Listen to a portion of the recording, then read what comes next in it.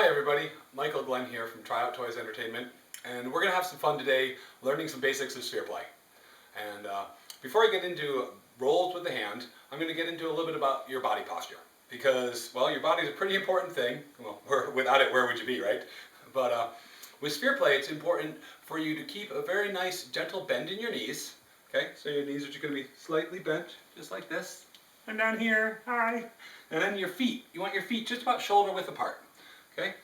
Now, one of the things about this, keep the bend in your knees, feet shoulder width apart.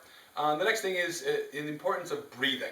Now, you probably know the importance of breathing in your everyday life, because without it, you wouldn't have your everyday life. But in sphere play, or when you're learning anything new, you often have a tendency to hold your breath. You know, you get excited, you hold your breath, and things don't flow as well. So really remember to breathe. Generally, you can take that as a note too. Just remember to breathe, but specifically in sphere play, it's a really good idea. Now, let's get started with the basic hand position, okay? Now, it's really easy to balance a sphere in the palm of your hand. Now, I imagine you have a sphere now because you're watching this, so go ahead, put it in your palm, just like this. Simple, right? Now, what's a little more tricky is to get it to balance on the back of your hand, okay? It's really important because a lot of the rules go from the palm of the hand to the back of the hand.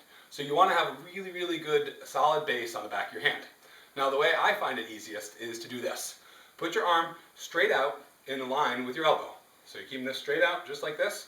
Now, you're going to drop your middle finger down between 1/4 to 1/2 inch, and you're going to put the sphere on your fingernail. You want it at the very edge of your hand, and it will go from your fingernail to your knuckle. So you want it at the outside edge of your hand. Now, it's important to put your intention into your elbow. Now, when you put your intention in your elbow and you start moving your arm, it will keep in a flat line. Keep in a straight line, it'll keep balanced on the back of your hand. Now, practicing by just lifting your arm up and down, side to side, all around, make a little circle, come up and down like this. It's pretty fun. Now, the first roll we're going to work on is what I call the index roll. And it's going to roll over, well, oddly enough, the index finger.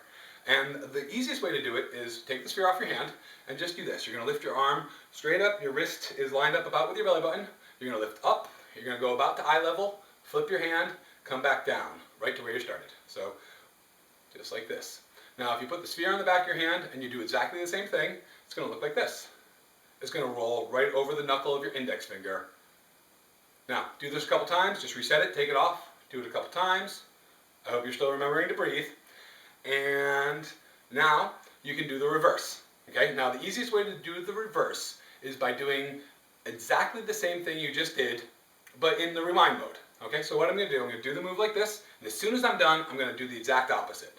I'm going to just reverse myself. Up and over, and right away come back. Now, when you get to the back of the hand, you might find it falls off because, well, that's what happens sometimes. It will probably mean that you need to bend your knees a little bit more.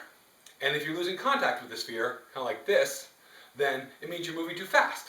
Okay? So slow down. Lift, nice and gentle. Now, by moving your arm way up and way down, you have an awful lot of time to make this thing just stay here. Okay? Now, once you get the habit of doing this, all right, you got it over and back. Now we're ready to move on to roll number 2, which is around the pinky. And oddly enough, it's going to roll around your pinky. All right, now the easiest way to do this is by putting your arm straight out in front of you, without the sphere in your hand. All right, and now keep your elbow out, but put your thumb in your belly button. Now, I've got an innie, so it goes in pretty far. If you've got an outie, it's not going to go in quite as much. It really doesn't matter. All right, so what I'm going to do with this roll is I'm going to balance the sphere on the back of my hand. I'm going to start with my thumb on my belly button, and I'm going to lift straight up in the air. Okay? Now at this point, when I get to eye level, I'm going to turn my palm into my face, and I'm going to make a circle around the sphere. All right? So it's going to look like this. Lift straight up, palm in, circle out. One more time. Lift up, palm in, circle out. And what happens is the sphere uses centrifugal force. Ooh, that's a college word. All right? And it's going to roll right around the pinky. Just like this, out and around the pinky. Once you've got that down, well, then it's time to do the reverse. And back. And back.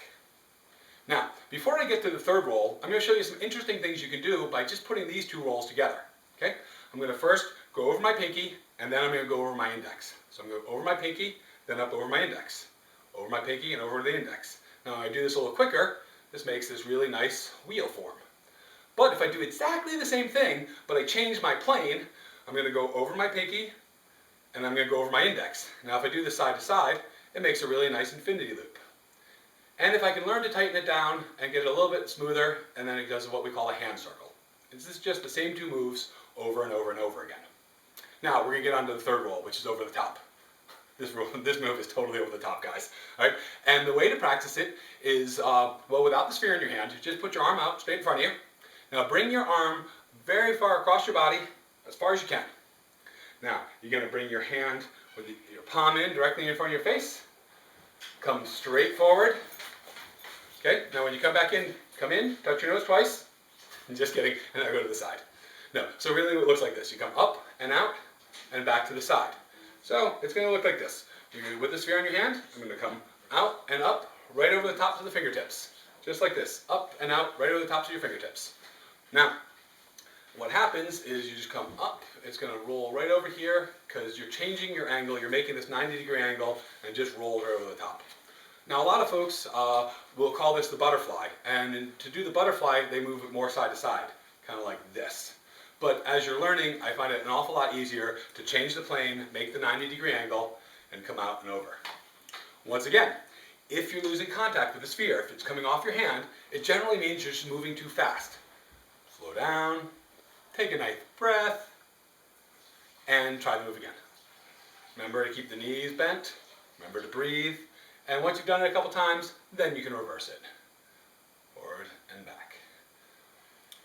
Now the reason I teach these three rolls is because I feel like they're the building blocks of sphere play. They are the most important things that you can really learn in your hands and to get a nice fluid series. So I'm going to just demonstrate these three moves put together. Okay? Index, pinky, fingertips. Now pretty much everything that I'm doing in my hands right now, I've just taught you how to do on this tutorial. And hopefully, with a little bit of time, a little bit of practice, and a lot of fun, you'll be doing cool stuff like this too. Well, I think that's it for this lesson. Bye for now.